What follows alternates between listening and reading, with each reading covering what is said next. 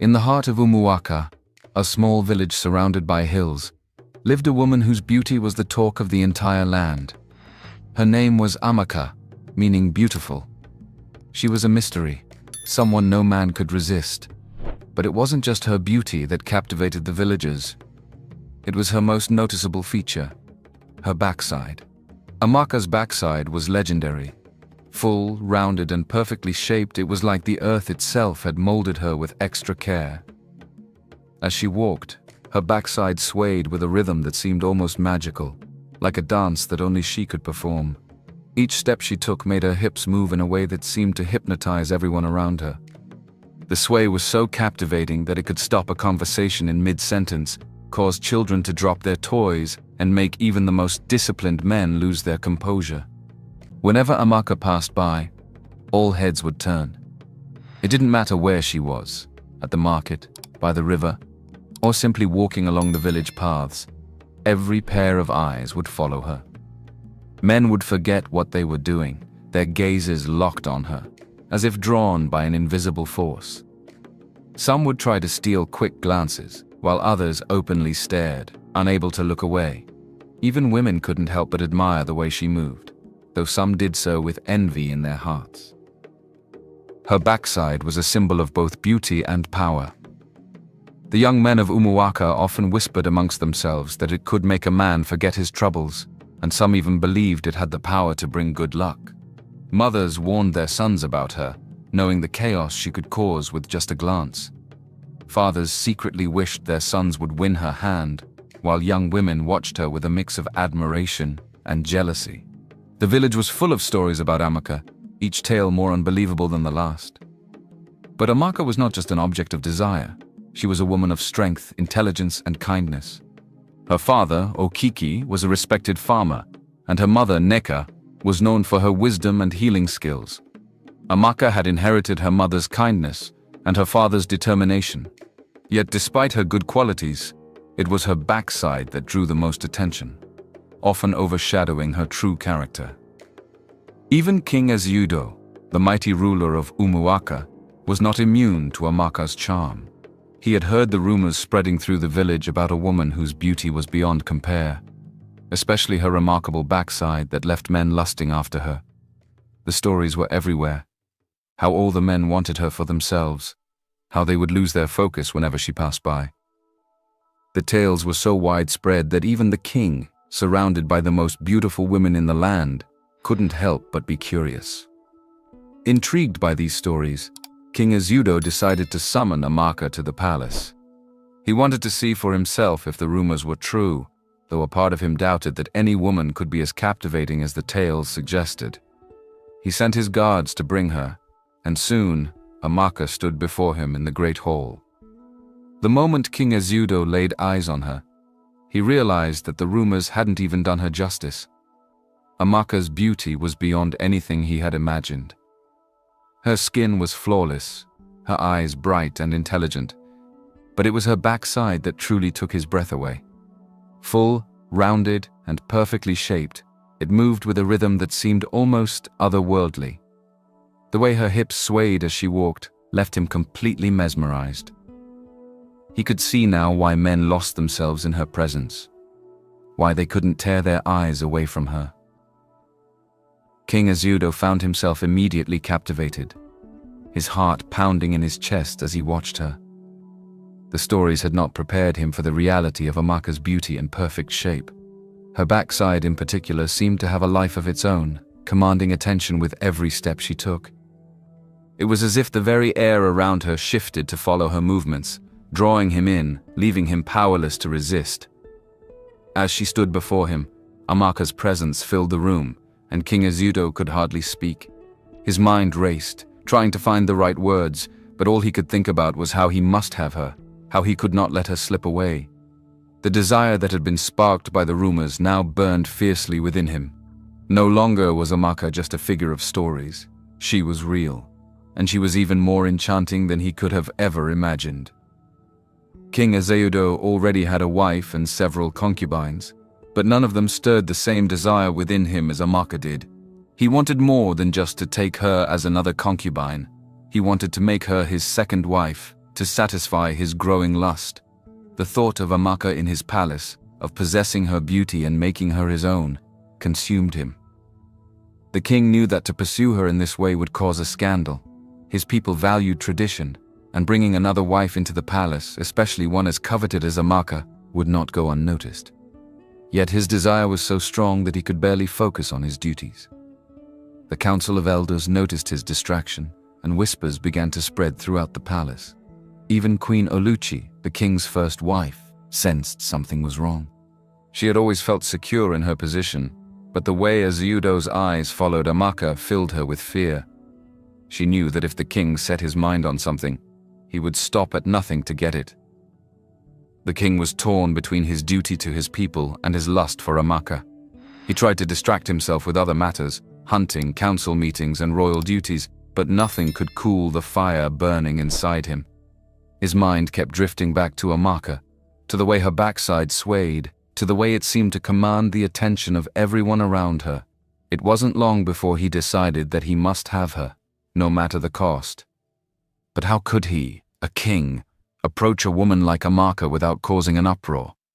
The thought of her being with another man filled him with jealousy, and the idea that he could lose her to someone else made him even more determined to make her his. But he knew he had to be careful. He couldn't simply take her as a concubine. That would cause a scandal that could shake the very foundations of his kingdom. No, he had to make her his second wife, giving her a position of honor, yet still satisfying his overwhelming desire. As the king plotted, his obsession with Amaka grew. He would lie awake at night, imagining her beside him, her body close to his, her backside within reach. The thought drove him mad with desire, and he knew that he couldn't wait much longer. He had to act, and he had to do it soon. King Ezeudo's mind raced with plans, each one more daring than the last. He would find a way to make Amaka his second wife, and when he did, he would finally quench the burning desire that consumed him. Amaka's beauty and her remarkable backside had become the most talked about subject in the village of Umuaka. Men of all ages and from every corner of the village were drawn to her like moths to a flame. Her presence in the market or along the village paths would instantly turn heads. Conversations would halt, and eyes would follow her every movement. Yet despite the attention and the power she had over men, Amaka remained humble and kind. She was well aware of the effect she had on people, but she never let it change who she was. Amaka was not one to flaunt her beauty or use it to manipulate others. Instead, she focused on helping those in need, just as her mother Neka had taught her. Whether it was assisting with the harvest, caring for the sick, or offering a kind word to someone in distress, Amaka was always there, her heart full of compassion. The villagers respected her not just for her beauty, but for her character, though the men could never fully detach their admiration from her physical appearance. But the men of Umuaka were not the only ones captivated by Amaka. As King Ezeudo's obsession with her grew, he became increasingly determined to make her his. He had summoned her to the palace several times under various pretexts, each time trying to win her over. He showered her with gifts, beautiful fabrics, intricate jewelry, and rare spices, hoping to impress her and soften her heart towards him. However, Amaka was not swayed by wealth or power. She had always believed in love and had dreamed of marrying a man who loved her deeply, just as she would love him. Amaka did not want to be a concubine or a numbered wife in a king's harem. She wanted to be the only wife, cherished and respected, just as her mother had been to her father. The thought of being one among many in the palace, even with the title of a second wife, did not appeal to her. She wanted a love that was true and mutual, not one born out of desire or possession. When King Ezeudo expressed his desire to make her his second wife, Amaka politely but firmly declined. She explained that while she was honored by his attention, she could not accept a marriage that did not align with her values and beliefs. She wanted a life where love was the foundation, not power or obligation. The king, unused to being refused, especially by a woman, was both surprised and frustrated by her rejection. He had never encountered a woman who would turn down such an offer, and it only fueled his desire for her even more. Ezeudo was a man who was accustomed to getting what he wanted, and the fact that Amaka resisted him made her all the more alluring. He saw her refusal not as a final decision but as a challenge, something to be overcome. Over the following weeks, King Ezeudo made several more attempts to win Amaka over. He increased his gifts, offering her land, servants, and a place of honor at the palace.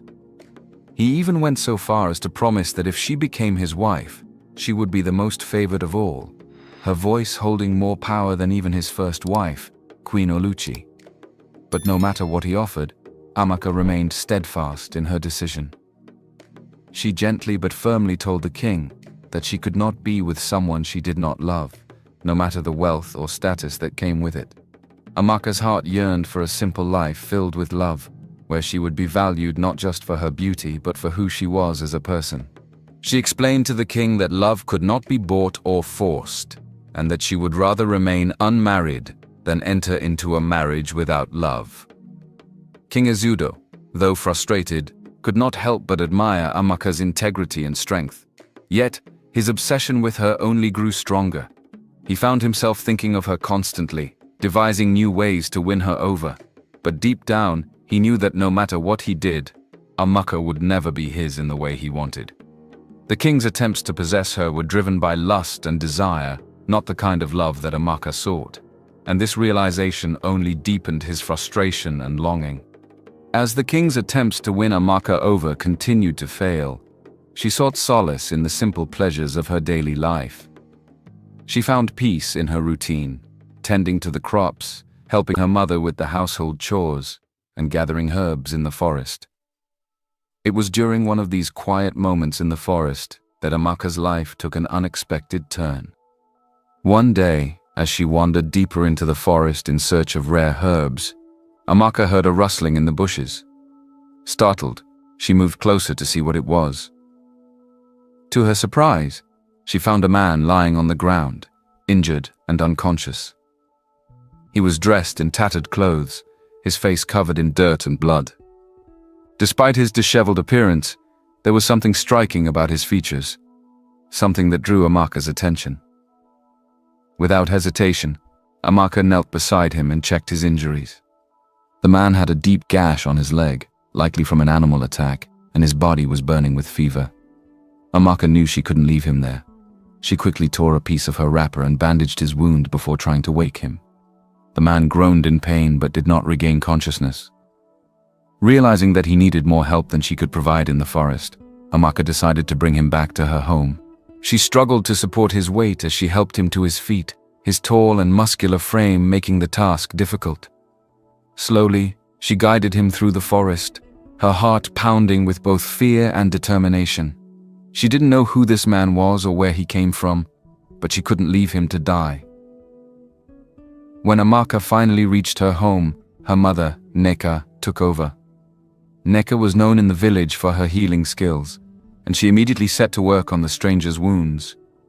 Amaka watched as her mother cleaned and dressed the wound, her worry growing as the man's condition remained critical. They kept him warm and gave him herbal remedies to fight the fever, hoping that he would recover. Over the next few days, Amaka spent much of her time by the stranger's side, tending to his needs and watching for any sign of improvement. As he lay unconscious, Amaka found herself wondering about him. Who was he? Where did he come from? And what had brought him to their forest? There was something mysterious about him, something that piqued her curiosity. Finally, after several days, the stranger began to show signs of recovery. His fever broke, and he started to regain consciousness. The first time he opened his eyes, they met Amaka's, and for a moment, neither of them spoke.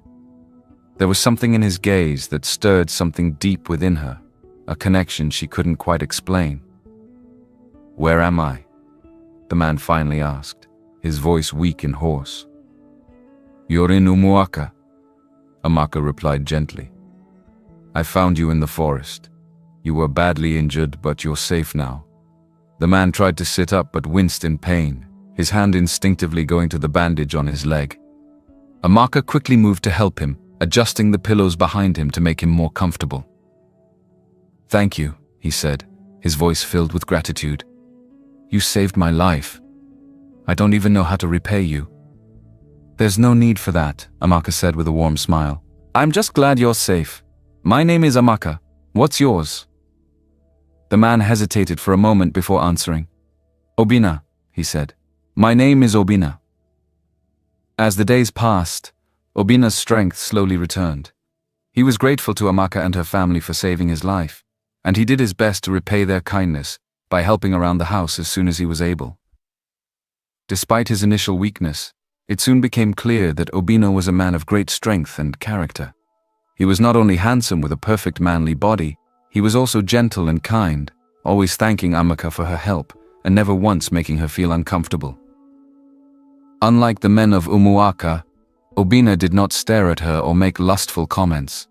Instead, he listened to her stories and laughed at her jokes. There was a warmth in his eyes that made Amaka feel safe, something she hadn't felt in a long time. As they spent more time together, Amaka found herself drawn to Obina in a way she had never experienced before. He was different from any man she had ever met, kind, thoughtful, and respectful. Amaka's feelings for Obina began to deepen. She found herself thinking about him even when they were apart, wondering what he was doing, and looking forward to their next conversation. She knew it was too soon to call it love, but she couldn't deny that there was something special between them. Yet, as much as Amaka was drawn to Obina, she also knew that her life was not her own. The king's obsession with her had not waned, and she was constantly reminded that her future was uncertain. She had rejected the king's advances, but she knew he would not give up easily. The thought of becoming one of his wives, even his second wife, filled her with dread. But as she spent more time with Obina, she began to realize that she could never be happy in such a life. She wanted to marry for love, an honest man who would love her not because of her beauty or her curvaceous backside, but because of who she was. Obina, for his part, seemed to share her feelings, though he never said it outright. There was a quiet understanding between them, a connection that went beyond words. But as much as Amaka enjoyed their time together, she couldn't shake the feeling that Obina was hiding something. There was a mystery to him that both intrigued and worried her. One day, as they sat together under the shade of a large tree, Obina turned to her with a serious expression. "Amaka," he began, his voice hesitant. "There's something I need to tell you." Amaka's heart skipped a beat. She had sensed that this moment was coming. Is he married? He is too handsome to be single. She was scared this would be the end of their time together, but she wasn't sure she was ready for it. "What is it, Obina?" she asked, trying to keep her voice calm. Obina looked down at his hands, as if gathering his thoughts. "I haven't been entirely honest with you," he admitted. "There are things about me that you don't know, things I've kept hidden. But before I tell you, I need you to know that everything I've said to you, everything we've shared, has been real. You're the kindest, most beautiful person I've ever met, and I don't want to lose that." Amaka felt a lump form in her throat. She had grown so fond of Obina, and the thought of him keeping secrets from her was painful, but she also knew that everyone had their own burdens to bear, their own pasts to keep. "Obina," she said softly, "whatever it is, you can tell me. I promise I'll listen." Obina nodded, his eyes meeting hers. "Thank you, Amaka," he said. "But before I tell you everything, I need to know something. Do you have feelings for me? Because I need to know if what I'm about to say will change anything between us." Amaka's heart raced as she realized the weight of his question. She had been careful not to show her feelings too openly, but now that the moment had come, she knew she couldn't hide them any longer. "Obina," she said, her voice trembling slightly, "I do care for you. I've never met anyone like you, and I can't deny that I've grown to feel something for you. But whatever it is you need to tell me, I promise I won't judge you." Obina smiled, a look of relief washing over his face. "Thank you, Amaka," he said. "There's something important you need to know about me, but please give me a little more time. I promise I'll tell you everything soon."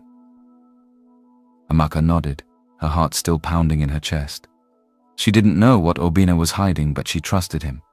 And whatever it was, she knew that her feelings for him wouldn't change.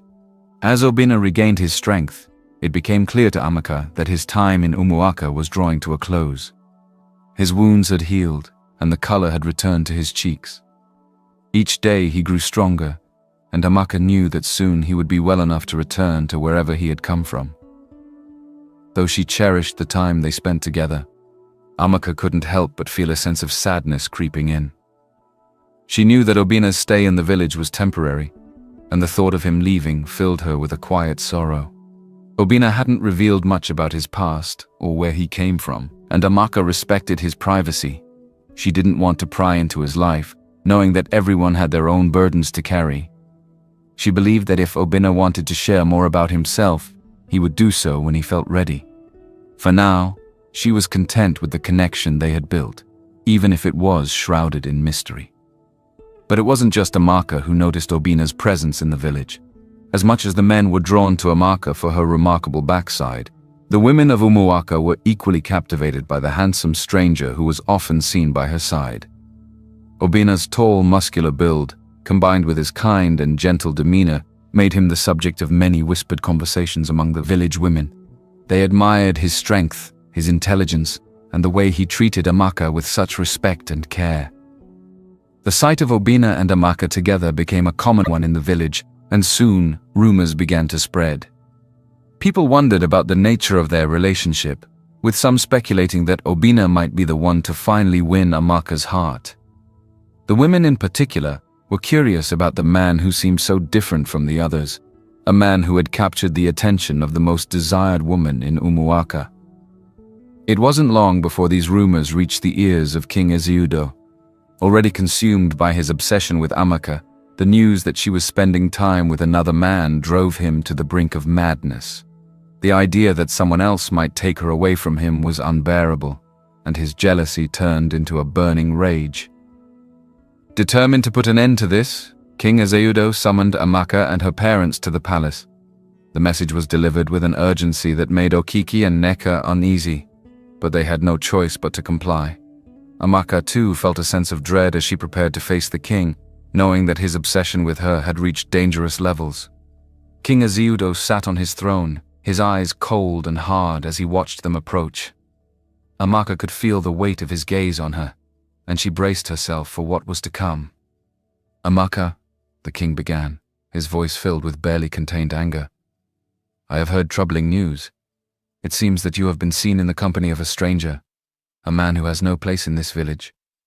You know very well that I have offered you a position of great honor as my second wife, yet you continue to defy me. What is this that I hear?" Amaka stood tall, her heart pounding in her chest. She knew that this moment would come, but it didn't make it any easier. "Your Majesty," she replied, her voice steady. "I am grateful for the honor you have shown me, but I have told you before that I cannot accept your offer. I seek a marriage based on love, not power. The man you speak of is a friend, someone I have grown to care for, but my heart is my own, and I will give it only to the one I truly love." King Ezeudo's eyes narrowed as he turned to Okiki. "And you, Okiki, have you allowed this in your house? Have you forgotten your duty to your king?" Okiki stepped forward, his voice firm but respectful. "Your Majesty, I have not forgotten my duty, but my duty as a father is to ensure the happiness of my daughter. Amaka has always been strong-willed and knows what she wants. I cannot force her into a marriage she does not desire. She must choose her own path." The king's face darkened with fury. He had expected resistance, but the calm defiance of Amaka and her father only fueled his anger. "You dare to defy me?" he hissed, his voice low and dangerous. "You forget your place, Okiki. You forget that I am the king, and what I desire, I take." "Your Majesty," Okiki replied, his voice unwavering, "I have always served you faithfully, but I cannot give you my daughter's heart. That is hers to give, and hers alone." Ezeudo's hands clenched the arms of his throne, his knuckles turning white. He could feel his control slipping, his patience worn thin by their continued defiance. The thought of losing Amaka to another man was unbearable, and the knowledge that this stranger had won her affection drove him to the edge. "Enough!" the king roared, rising from his throne. "I will not be made a fool in my own kingdom. If you will not give her to me willingly, then I will take what is mine." The room fell silent, the weight of the king's threat hanging heavy in the air. Amaka's heart raced, but she refused to back down. She had always believed in standing up for herself, in fighting for what she believed was right, and she would not let the king's threats sway her. "Your Majesty," Amaka said, her voice calm but firm, "I will not be taken by force. You may be the king, but my heart is my own. I beg you to respect my wishes, for I will not marry without love." King Ezeudo stared at her, his chest heaving with barely contained rage. He knew that he was at a crossroads. He could use his power to force her into submission, to make her his second wife against her will. But he also knew that doing so would come at a great cost. The respect of his people, the stability of his kingdom, and even his own honor were at stake. Finally, after what felt like an eternity, the king spoke. "Leave my sight," he said, his voice cold and hard. "But know this, Amaka, this is not over. I will have what I desire, and no man, not even your father, will stand in my way." Amaka, Okiki, and Neka bowed respectfully before turning to leave the palace. As they walked away, Amaka felt a mixture of relief and fear. She had stood her ground, but she knew that the king's obsession with her was far from over. The storm was coming, and she could only hope that she would have the strength to weather it. As they made their way back to the village, Amaka's thoughts turned to Obinna. She knew that their time together was running out, and she couldn't shake the feeling that their connection, whatever it was, would soon be tested in ways she couldn't yet imagine. After returning from the palace, Amaka felt the weight of the world on her shoulders. The encounter with King Ezeudo had shaken her, and the fear of what he might do next gnawed at her heart. She knew she had to confide in Obinna, to tell him the full extent of the king's obsession and the danger that loomed over them. As the sun set, casting a warm glow over the village, Amaka and Obinna sat together outside her home. The air was cool, and the sounds of the evening filled the space between them. Amaka took a deep breath, trying to steady her nerves before speaking. "Obinna," she began, her voice soft but serious. "There's something I need to tell you. Something that's been weighing on me ever since we left the palace." Obinna turned to her, his eyes filled with concern. "What is it, Amaka? You can tell me anything." Amaka hesitated for a moment, then spoke. "The king, he's obsessed with me. He has been for some time now. He wants to make me his second wife, and he's made it clear that he won't take no for an answer. My father has refused him, but I'm afraid that won't be enough. If I don't do something soon, the king might issue a decree to force me to marry him." Obinna's expression darkened, and a flash of anger crossed his face. "That cannot happen," he said firmly. "Amaka, you deserve to marry a man you love, not someone who sees you as a possession." Amaka looked down, her heart heavy with the fear that had been building inside her. "Obinna, I care for you. I've grown to love you, but I'm afraid. If I accept my feelings for you, if I let myself love you openly, the king might see it as a threat. I fear for your life because of his obsession with me. My backside, which has drawn so much attention, is now bringing me nothing but distress. I never wanted this. I never wanted to be the cause of so much trouble." Obinna reached out and gently took her hand in his. "Amaka," he said softly, "I understand your fears, but you don't have to face this alone. I've been wanting to tell you how I feel for some time now, but I held back because I didn't want to put you in danger. But now, hearing what you've been going through, I can't keep it to myself any longer." He paused, his eyes searching hers before he continued. "Amaka, I love you. From the moment you saved me in the forest, I knew there was something special about you. You're strong, kind, and beautiful in every way. I've fallen in love with you, and I want to be with you, not just as a friend, but as your partner, your husband." Amaka's heart swelled with emotion at his words, but the fear still lingered.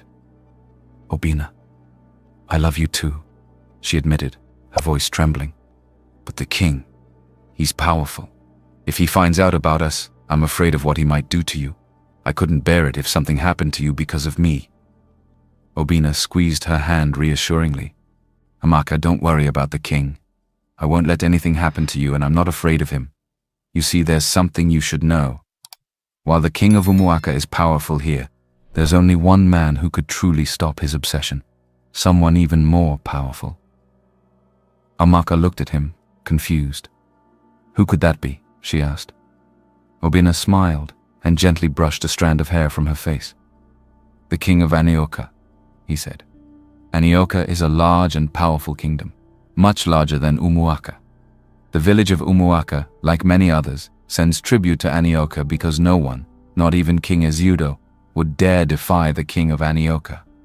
He is a man of great power and influence, and if he were to intervene, even Ezudo would have to step back." Amaka's eyes widened in surprise. She had heard of the king of Anioka, of course, but she had never imagined that he could have any connection to her situation. "But how could we possibly involve the king of Anioka?" she asked. "We are just simple villagers. Why would he help us?" Obina's smile widened, a knowing look in his eyes. "Let's just say that the king of Aniocha has a vested interest in what happens here," he said cryptically. "Trust me, Amaka. Things will be okay. You don't need to live in fear. We'll find a way to be together, and I promise you, the king of Umuaka will not harm us." Amaka's heart was torn between hope and fear. She wanted to believe Obina, to trust in his words and his love, but the shadow of King Ezudo's obsession loomed large. Still, Obina's confidence and calm demeanor gave her some comfort, and she allowed herself to lean into his reassurance. Obina pulled her closer, wrapping his arms around her. "Everything will be fine," he whispered into her ear. "I'll protect you, Amaka. I won't let anyone take you away from me." Amaka rested her head against his chest, letting the warmth of his embrace soothe her troubled mind. For the first time in days, she felt a glimmer of hope. Perhaps with Obina by her side, she could find a way out of this nightmare. But as the night grew darker, she couldn't help but wonder what the future held, and whether their love could truly withstand the king's growing obsession. As the days passed, the love between Amaka and Obina continued to blossom. They spent many quiet moments together, away from the prying eyes of the village, where they could simply enjoy each other's company. Whether sitting by the river, walking through the forest, or just talking under the shade of a tree, their bond grew stronger with each passing day. There was a peacefulness in their relationship that Amaka had never experienced before, a deep connection that went beyond words. Amaka's parents, Okiki and Nneka, who had always been loving and kind, noticed the change in their daughter. They saw how happy she was with Obina and how he treated her with respect and care. Unlike many parents who might have been concerned about wealth and status, Okiki and Nneka valued their daughter's happiness above all else. They could see that Obina was a good man, and they accepted him into their family with open hearts. It didn't matter to them that Obina didn't have riches or land. What mattered was that he made their daughter smile and treated her with the love she deserved. However, the villagers of Umuaka were not so accepting. Many couldn't understand why Amaka, the most desired woman in the village, would choose a man like Obina, who had no wealth or standing. The men, who had once been captivated by Amaka's backside and rich endowment, now mocked her choice. They whispered among themselves that despite all her beauty and allure, she had ended up falling for a poor man. To them it was a waste, a squandering of her gifts on someone who couldn't provide for her in the way they believed she deserved. The women of the village were no kinder. They couldn't understand why Amaka would turn down the king's proposal, which would have guaranteed her a life of luxury and security. She should have accepted the king, they would say, shaking their heads in disbelief. At least then she would have had a secure future, even if she wasn't the only wife. The gossip was relentless. Two young maidens were overheard one day, their voices tinged with jealousy as they discussed Amaka's choice. "I don't understand her," one said, her tone dripping with disdain. "Even if Obina is handsome, his good looks won't put food on the table. If it were me, I'd rather be the king's fifth wife than marry a poor man." The other maiden nodded in agreement. "Exactly. What's the use of being the only woman in his life if he can't provide for her? She could have had everything with the king: riches, status, security. But instead she chose a man who has nothing. It doesn't make sense. Even Amaka's best friend, Ifeoma, who had always supported her, came to her one day with a look of concern on her face. "Amaka," she began gently, "I know you love Obina, and I can see that he makes you happy. But have you really thought about what your life will be like with him? Love is important, but it doesn't put food on the table. Obina's six-pack might look good, but it won't fill your stomach." Amaka sighed, feeling the weight of her friend's words. "Feoma, I know Obina isn't rich, and I know life with him might not be easy. But I love him. He's kind, he respects me, and I know he'll always be there for me. I'd rather struggle with him by my side than live in a palace without love." Ifeoma looked at her friend with pity. "I just want what's best for you, Amaka. The king may have many wives, but he could give you a life of comfort. You wouldn't have to worry about where your next meal is coming from or how you'll survive. Are you sure you're making the right choice?" Amaka met her friend's gaze, her resolve unwavering. "I know this is the right choice for me. The king might offer security, but he can't offer me love.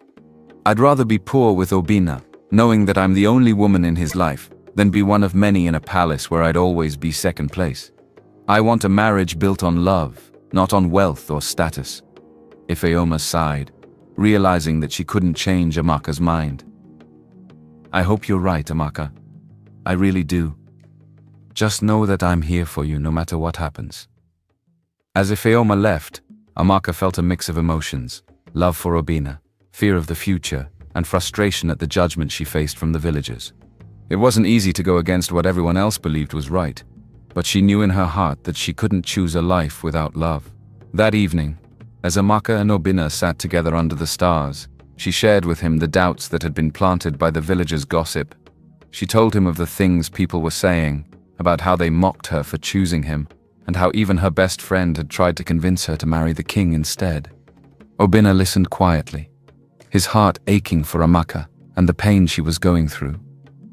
When she finished speaking, he took her hands in his and looked into her eyes. "Amaka, I'm sorry you've had to hear such things. I know it must be difficult, but I promise you, we'll get through this together. I may not have wealth or status, but I have my love for you, and I will do everything in my power to make you happy." Amaka smiled through her tears, feeling comforted by his words. "I know, Obina. I believe in you, and I believe in us.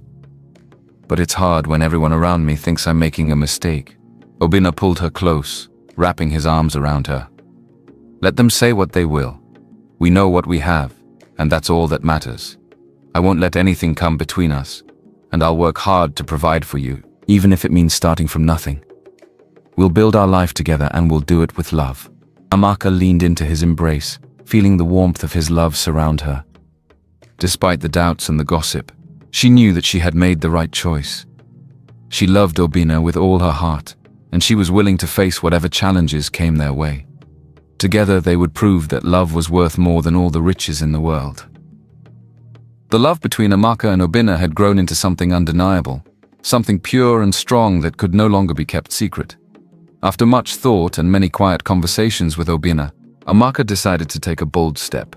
One evening, as they sat together in their humble home, Amaka declared to her parents that she wanted to marry Obina. Okeke and Neka, who had long seen the love in their daughter's eyes, were not surprised. They had come to admire Obina for the way he treated Amaka, with kindness and respect, and they knew that her happiness was tied to him. Despite the gossip and the whispers that filled the village, they supported Amaka's decision wholeheartedly. "Amaka, my daughter," Okeke said, his voice filled with emotion. "If Obina is the man you love, then you have our blessing. We have always wanted nothing but your happiness, and we can see that Obina makes you happy. The path you have chosen may not be easy, but it is your path, and we will stand by you." Neka nodded in agreement, her eyes shining with pride. "Love is a rare and precious thing, Amaka. It's not something to be taken lightly or traded for riches. You have our blessing, and we will help you in any way we can." Amaka's heart swelled with gratitude and love for her parents. She knew that their support was a gift, one that many in her situation might not have. She thanked them with tears in her eyes, feeling more certain than ever that she had made the right choice. But the news of Amaka's decision quickly spread through the village, and it wasn't long before it reached the ears of King Azudo. The idea that the most desirable woman in the village, the woman with the legendary backside, would marry a poor, unknown man instead of becoming his second wife, filled him with rage. The thought of losing Amaka to another man was too much for him to bear. The king's anger boiled over, and he knew he had to act quickly to stop the marriage. He could not let Amaka, the woman he had obsessed over for so long, slip through his fingers. Without hesitation, he ordered his guards to capture both Amaka and Obina. His plan was simple. He would have Obina locked away and Amaka would be brought to the palace, where he would make her his wife by force if necessary. The king's orders were carried out with ruthless efficiency. A group of heavily armed guards was dispatched to capture Amaka and Obina, and the entire village buzzed with the news. Everyone knew that the king had finally taken drastic action, and fear spread through the village like wildfire. As the guards approached, Obina sensed the danger. He knew that King Azudo would not give up easily, and that their love had put them in the king's crosshairs. When the guards arrived at their home, Obina was ready. He stood between Amaka and the guards, his heart pounding with both fear and determination. "Stand aside, peasant!" one of the guards barked, his hand on the hilt of his sword. "We have orders from the king. You are to be taken into custody, and the woman is to be brought to the palace." Obina's jaw tightened, and he squared his shoulders, ready to defend the woman he loved. "I will not let you take her," he said, his voice calm but firm. "She is not yours to take, and I will fight anyone who tries to harm her." The guards sneered at his defiance, drawing their weapons as they advanced. But Obina was no ordinary man.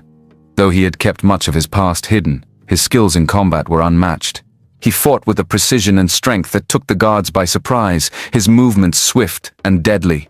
One by one the guards fell, unable to match his skill and determination. Amaka watched in awe and fear as Obina fought off their attackers. She had known he was strong, but she had never seen him like this, fierce, protective, and unyielding. But as the last of the guards fell, both she and Obina knew that this was only the beginning. The king would not stop until he had them both in his grasp. "We can't stay here," Obina said, breathing heavily as he wiped the sweat from his brow. "The king will send more men, and next time they'll be ready. We need to leave the village, Amaka. We need to go somewhere he can't reach us." Amaka nodded, her heart pounding with a mixture of fear and resolve. "But where can we go?" "The king's power extends far beyond Umuaka." Obina took her hands in his, looking into her eyes with determination. "There is one place where the king's power means nothing. Anioka. The king of Anioka is the only one who can stop King Azudo. We must flee to Anioka, where we will be safe. The village of Umuaka sends tribute to Anioka. No one, not even Azudo, would dare defy the king of Anioka." Amaka's mind raced as she considered his words. Anioka was a large and powerful kingdom, far beyond the reach of Umuaka. It was a place where they could start a new life, away from the king's obsession and the judgment of the villagers. But the journey would be long and dangerous, and there was no guarantee of safety. Still, she knew that they had no other choice. "Let's go," she said, her voice filled with determination. "We'll go to Aniocha and find safety there. We'll start a new life, away from all of this." Obina nodded, and together they quickly gathered what little they could carry. With one last look at the village they had called home, they set off into the night, their hearts heavy with the knowledge that they might never return. As they fled into the darkness, the stars above them seemed to shine a little brighter, as if offering a glimmer of hope for the journey ahead. After days of travel, Amaka and Obina finally arrived at the gates of Aniocha. The journey had been long and exhausting, but their determination to escape King Azudo's grasp had kept them going. As they approached the outskirts of the kingdom, Amaka's weariness began to fade, replaced by awe and wonder at the sight before her. Aniocha was unlike anything she had ever seen. The kingdom was vast, bustling with life and energy. The roads were wide and well-paved, lined with towering trees and vibrant flowers. As they neared the palace, Amaka's breath caught in her throat. The palace was enormous, its walls rising high into the sky, adorned with intricate carvings and golden accents. Beautiful gardens stretched out in every direction, filled with blooming flowers and fountains that sparkled in the sunlight. Amaka could hardly believe her eyes. She had heard stories of the grandeur of Anioka, but seeing it in person was beyond anything she could have imagined. "This place. It's incredible," she whispered, her eyes wide with amazement. Obina smiled at her reaction, but said nothing as they continued towards the palace gates. As they approached, something unexpected happened. The guards at the gate straightened up, their expressions shifting from suspicion to recognition. To Amaka's surprise, they bowed deeply and greeted Obina with respect. "Welcome back, Your Majesty," one of the guards said, his voice filled with reverence. Amaka looked at Obina in confusion, but before she could say anything, he dismissed the guards with a quick wave of his hand. "Thank you," he said simply, his tone authoritative yet warm. "You may return to your posts." The guards obeyed without question, and Obina continued to lead Amaka through the palace grounds. Her mind raced as she tried to make sense of what she had just witnessed. Why had the guards addressed Obina as Your Majesty? And why had they bowed to him? None of it made sense, but Amaka held her questions, trusting that the answers would come soon. As they entered the grand hall of the palace, Amaka was struck by the sheer opulence of the space. The floors were made of polished marble, and the walls were adorned with magnificent tapestries depicting scenes of Anioka's history. Chandeliers hung from the ceiling, casting a warm golden light over the room. It was a place fit for a king, and Amaka couldn't shake the feeling that something extraordinary was about to happen. Obina stopped in the center of the grand hall, turning to face Amaka. He took her hand in his expression serious yet filled with affection. "Amaka," he began, his voice soft but steady. "There's something I need to tell you. Something I should have told you a long time ago." Amaka's heart pounded in her chest as she looked into his eyes. "What is it, Obina? What's going on?" Obina took a deep breath, his grip on her hand tightening slightly. "Amaka, I haven't been entirely honest with you. The truth is, I am not just a simple man from a neighboring village. I am the king of Anioka." Amaka's eyes widened in shock, her breath catching in her throat. "The king?" she whispered, her mind reeling from the revelation. You're the king of Anioka?" Obina nodded, his eyes never leaving hers. "Yes. I inherited the throne not long ago, after the passing of my father. My mother and the elders have been urging me to find a wife, presenting me with their daughters and many other women from noble families, but I wasn't interested in any of them. None of them captured my heart." He paused, searching her face for any sign of understanding before continuing. "Then I heard stories. Stories of a mesmerizing woman in Umuaka. A woman with a beauty that could captivate any man. They spoke of your big backside, Amaka, and how it had enchanted the entire village. But I didn't want to take you as a mere tribute, as some trophy to display in my court. I wanted to see for myself if you were more than just a beautiful face and figure." Amaka was too stunned to speak, her mind racing to keep up with the flood of information. The man she had come to love was not just anyone. He was a king, the ruler of one of the most powerful kingdoms in the land, and he had sought her out, not for her beauty alone, but to see the person behind the appearance. Obina continued, his voice filled with emotion. "I came to Umuaka unguarded, wanting to meet you as an ordinary man, not as a king. But fate had other plans. I was attacked on my way and left for dead in the forest. If it weren't for you, Amaka, I wouldn't be standing here today. You saved my life when you had no reason to, and from that moment, I knew you were different. You are kind, selfless, and strong, qualities that go far beyond physical beauty. From that moment, I knew I had to do everything in my power to win your heart." Obina gently cupped Amaka's face in his hands, his eyes filled with sincerity. "Amaka, I want you to be my queen, not because of your beauty or your backside, but because of who you are. I want you to be the mother of this kingdom, to stand by my side and let everyone see your kindness and grace. I love you, Amaka, and I cannot imagine my life without you." Amaka's heart swelled with a mixture of emotions: shock, disbelief, but most of all, love. She had never expected this. The man she had fallen in love with had turned out to be a king, a man who had seen her not just for her beauty but for her heart and soul. Her head spun with the enormity of it all, but one thing was clear: her love for Obinna was real, and it had been from the start.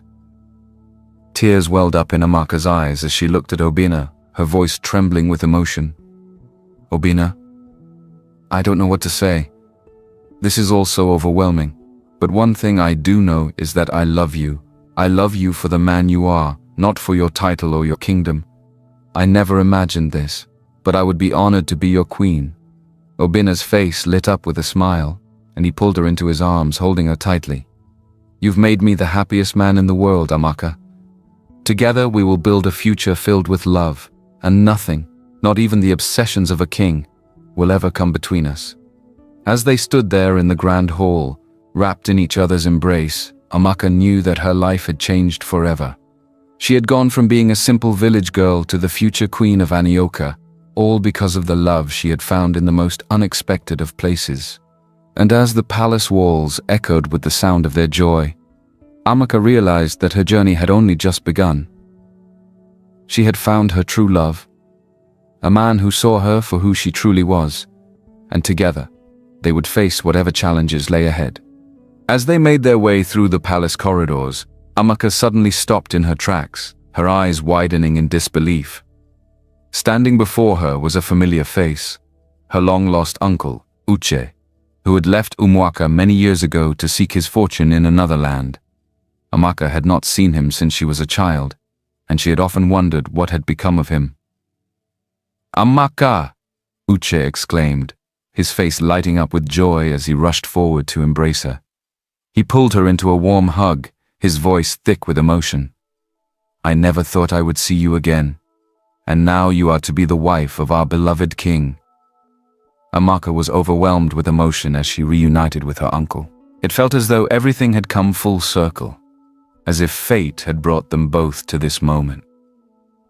She could hardly believe that the uncle she had missed for so long was now one of the king's most trusted advisors. The connection made her feel even more certain that she was exactly where she was meant to be. Tears filled Amaka's eyes as she looked up at her uncle. "Uncle Uche, I've missed you so much. I never imagined that we would meet again here of all places." Uche smiled warmly at her, his eyes twinkling with pride. "The gods work in mysterious ways, my dear. It seems we were always destined to reunite here in Anioka. And now, to see you as the future queen, I couldn't be more proud." Amaka felt a deep sense of gratitude and happiness as she stood there, surrounded by the people she loved. It was as if all the pieces of her life had finally fallen into place, and she knew that she was ready for the next chapter of her journey. The wedding of King Obinna and Amaka was a grand event, unlike anything the kingdom of Anioka had seen in years. Nobles and dignitaries from far and wide gathered to witness the union of their beloved king and his new queen. The palace was adorned with the finest decorations, and the celebration was filled with music, dancing, and laughter. But it wasn't the splendor of the event that made it truly special. What made the day unforgettable was the love that shone between the bride and groom. As they exchanged their vows, standing before the altar in the presence of the gods and their people, Amaka knew that she had made the right choice. She had found a man who loved her for her heart, not just for her physical beauty, and she loved him in return with all her soul. When Obinna placed the crown upon Amaka's head, officially declaring her queen of Anioka, the crowd erupted in cheers. It was a moment of pure joy, a celebration of love that transcended wealth, power, and status. As Amaka looked into Obinna's eyes, she knew that their love was strong enough to withstand any challenge, and that they would rule together with wisdom and compassion. Word of the grand wedding quickly spread to Umuaka, and the news of Amaka's marriage to the king of Aniocha sent shockwaves through the village. The people of Umuaka, who had once mocked and scorned Amaka for her choices, were now filled with awe and respect. they realized the depth of their mistake in judging her based on her appearance and her relationship with a man they had thought to be poor. King Azudo, who had been so consumed by his obsession with Amaka, could only bury his head in shame. He knew that he had been blinded by lust and power, and that his actions had nearly cost him his kingdom's respect. He sent a humble delegation to Anioka, bearing gifts and messages of apology. In the presence of King Obinna, Azudo bowed deeply, his voice filled with regret. "Your Majesty," Azudo began, "I apologize for my impudence and disrespect.